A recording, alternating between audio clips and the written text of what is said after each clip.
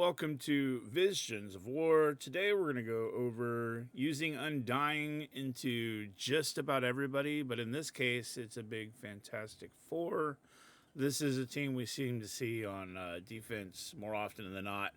A lot of times in the upper alliances you're seeing just the three, Franklin, Reed, and Invisible Woman, used with like Professor X or Blue Marvel or some kind of thing like that, with either Songbird, Nightcrawler, some other, fifth person thrown in there to try to help them out. If you do see Professor X or Blue Marvel, Undying does not work. It changes the speed. But if you do not, even if they have like APOC, Odin, so on and so forth, this team just stomps them.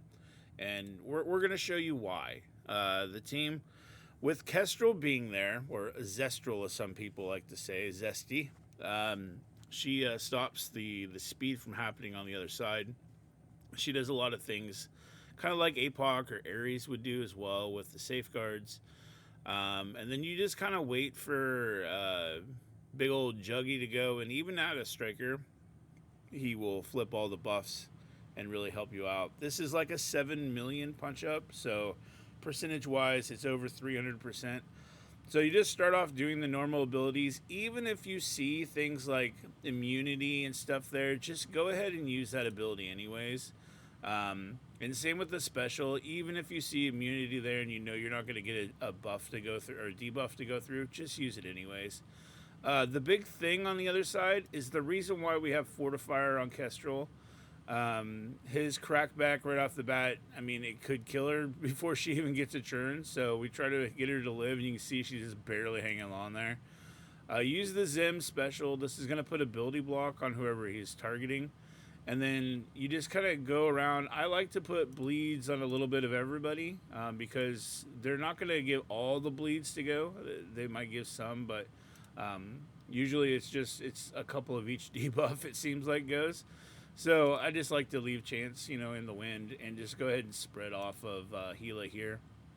I do change it up compared to what a lot of people do with this attack here in a little bit, and that's that I do like to kind of even the damage out a little bit. I don't like to just hit Mr. Fantastic and wait for him to die, and then go into Franklin and then wait for him to die. You know what I mean? I like to do a little bit on everybody. Just because it seems like when I hit that big Scarlet Witch ult, it just gets more people that way, like right here, right? So I got the Scarlet Witch. This is going to flip Invisible Woman, so that I can get to her now. And I've got these three in a bunch, so the Juggernaut ult is going to go here on Johnny, just so that I'm hitting all three. If you didn't have these three and you had, like, say Franklin was over here by Reed, then I would hit those three. It's just because this hits adjacent with the ult. So I'm just going to rock them all at once, right? Do as much damage as possible. And then now, we don't have anybody with charges, but Zim does remove charges on people. So if you had somebody with charges, I like to focus on that. I seem like the person that you focus them on, it seems to do more damage. So I'm just going to ult over here on Reed, and it just rocks the team. So Undying is an amazing team for a few reasons. You don't have to have Zestral very high. You just want to make sure you have her passive activated. And the passives are the one that's the novel, right? So you can read through this all in your own time if you want. It's a really good passive. Just make sure you get it up to the T4, right?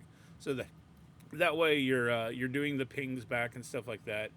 But yeah, all of her abilities are good to have. The basic would probably be the last one you could do. Just because it adds an extra bleed to the targets, and then you get up to 3 on them with a bleed.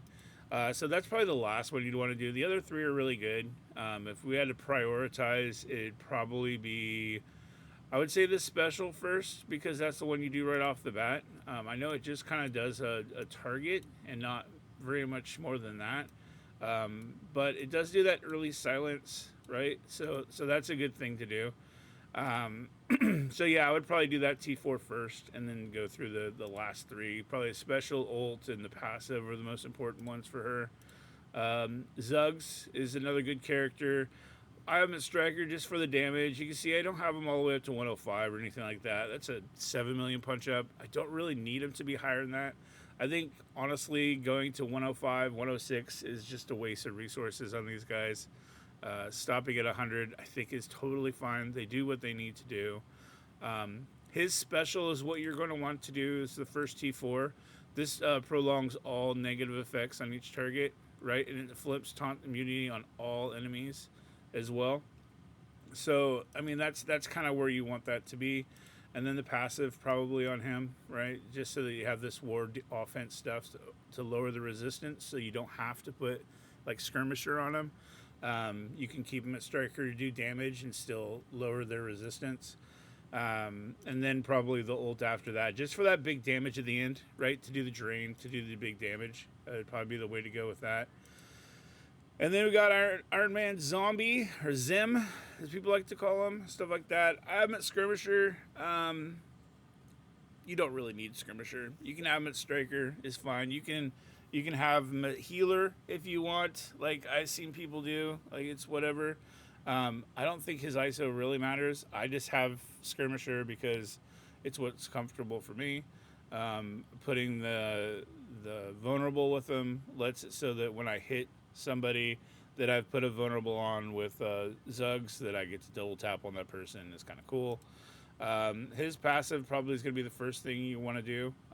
So it makes them, they take 25% more damage if they have bleeds. That's important just to get their health start dropping right off the bat.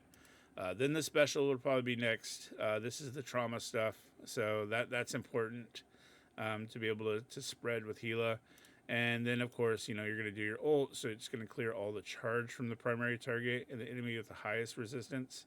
So, like I said, the primary, that's who you're focusing on, right? That's who I like to do. And then if you want to do the basic just because you want to get their stats up, that's fine. That's fine. It's just, 50% more damage from the person that's controlled. They control them to hit the other person. That's what that does. And then you got good old Gila, right? An oldie but a goodie. So she got her rework. We're all excited. She was super hard to get when she came out. She was probably one of the hardest node tunes to get at the time of her release. Putting her on that, what was it, Villain 7.5 or something like that. But having to use those Mystic controllers, I remember using regular Juggernaut, Ronan the Accuser, Loki, somebody else. I can't remember who the other ones were to get her, but man, it was tough. I think it was Thanos, like the original Thanos. But anyways, she's a great tune. She brings Greg along with her, right? So that's where you're gonna want your passive in order to get the Greg to pop up. But yeah, the passive is probably an important thing to get for a T4. After that, I would say just her ult. This is going to spread everything, right? Clear all barriers. If Iron Man Zombie spread all negative effects instead, right? I swear it doesn't seem to get all the bleeds. That's why I spread them around. But we're going to take their word for it. Then if you wanted to, I think actually the basic is probably the next one to get. The reason why is because it's hitting the primary and then it's hitting the weakest person. And so if you're hitting the weakest person with more damage, then that's just better. And it's applying bleed to the most injured enemy. So you're pinging this person with the basic, right? And then you're putting a bleed on the weakest person, and then she attacks the weakest person, right? So it's kind of cool. And then maybe the T4 on this, it's just disrupted for an extra turn, apply bleed for an extra turn. She does call in a random non-summoned Undying ally, so that's one of your other 4 that you have on the team. It does call them in to assist. It's kind of nice if you happen to get somebody that is if you wanted to put her at striker and you wanted to use this as a triple tap, you could, because you're probably gonna have vulnerable on the person that you hit. But I just like having her as a raider. It just does more crit damage that way. You have a possibility to put vulnerable on everybody that you hit if she hits with enough. EC I have her pretty low. She has pretty good survivability. She gets a revive from somebody on the team. Trying to have my brain get to it right now. But she gets a revive. I believe it's from Zestral. She gets death proof when the little Gregs die. She heals up when they die. So, like, it's a bunch of stuff that she has that's help. And she goes into stealth here and there as well. So she has her own way of kind of like poofing away from what's going on, but she still does get targeted. So it still does happen. Then we have zombie Scarlet Witch or Z Witch, people like to say.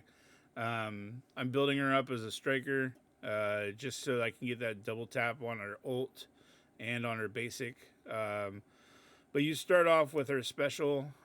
This is the one that starts off the attack, right? So it's flipping all positive effects on each enemy. This is the ult. So this is the special. This is what you start with. My bad. You're applying immunity. So if you don't have those, the debuff, the immunity on them, or if you don't have immunity on them, you're applying immunity for 2 turns to yourself. But you're also putting disrupted on for 2 turns on the target. Sorry, words right now. But you're also giving yourself safeguard. You're applying bleeds on everybody. It's just a really good ability to start off with, and then later on in the match you get the ult, which flips everything and prolongs damage, and she is so good. She calls in her own Zugs as well if yours happens to die. And then she's going to, on any turn, flip bleed on yourself and Undying allies with her passive. So if you get bleeding on yours, then you're just going to flip yours, so you don't have to worry about dying out to bleed. So I would honestly say I think this one is the most important, or the ult. It's up to you. If you just want to end it here, then we're going to say the ult is the most important. And then probably special, because that early immunity can be really good if they don't have a pre-taunt, but it's somebody who taunts fast. This will go in and put that immunity, and then you spread it to everybody. I think that's super awesome. So that way, if Zims for some reason doesn't land, or you don't even need to worry about Zims, like say you want to put immunity on this person so that they get taunt, but you actually want to ability block this person over here and put immunity on them. Well, then you could put immunity so they don't taunt, and then Zim can go after this one, put ability block and immunity and trauma, so you don't have to worry about them doing their abilities. This one doesn't taunt, so that way when you get to the heal spread, then you could spread off the one that Zim hit, and you don't have to worry about this taunt happening. So I think that early immunity is great for those matches where you have somebody that taunts quick but isn't taunt on spawn. And then probably, you can do the passive after that, because it does flip the bleeds, which is important, but sometimes the match is over before you even get a turn, so there's really not a need. But as you can see with the teams that I have, like she's at 90, 95, 80 for Zestral, which I will be bringing her up. It's just, resources right now in the game. But 100, I think, is it's definitely a stop at 100. And not because you don't want to upgrade them. If you want to take them to Professor X, because it's a cheap character with Zugs, go for it, But the need to, not there. Like 100 with the whole team is probably an easy place to stop, and they do everything you need them to do. They're going to survive. They're going to do every match you need. The punch-ups are going to be big. The accuracy of the match being consistent every time is going to be the same. It's just a really, really stellar offensive war team. So enjoy. So anyways, thank you so much for watching. Appreciate it. My name's Viz. Tell them like it is. Please like and subscribe. Later.